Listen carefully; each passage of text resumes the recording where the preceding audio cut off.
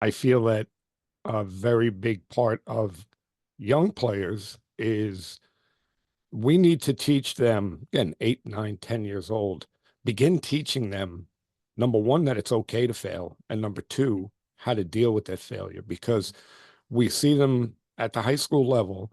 And it's really puts like me in a bad spot because, if a kid strikes out and he throws his helmet, I'm not going to react real good to that. Okay. Mhm. Whereas if somebody maybe taught him when he was younger that it's okay to strike out, everybody strikes out, you know, Mhm. and how to deal with it, then, the kid will be better equipped as he climbs the ranks. Absolutely. I think to your point about how do you deal with failure, I don't know. Yeah, we probably don't do a great job explaining that to kids.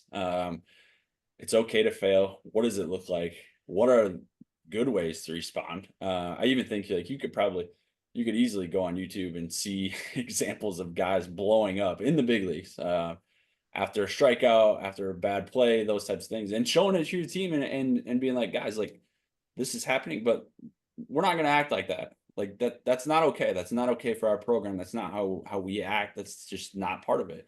I think just showing them, they may not simply know.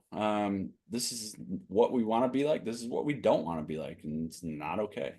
So I think, yeah, showing them and talking through them like how to fail. Another way to be able to understand how to fail is like, okay, it happened. What am I going to do to move on? And having some sort of physical cue. So a lot of times, guys, it'll be like once you take off your batting gloves, like that's signifying that your at bat is over and we move on.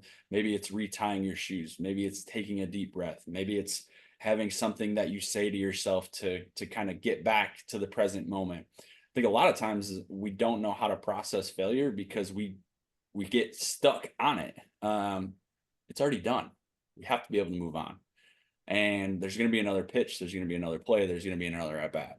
I think understanding that and being able to teach that to players, that's going to help them be able to manage some of that failure a little bit better as well. So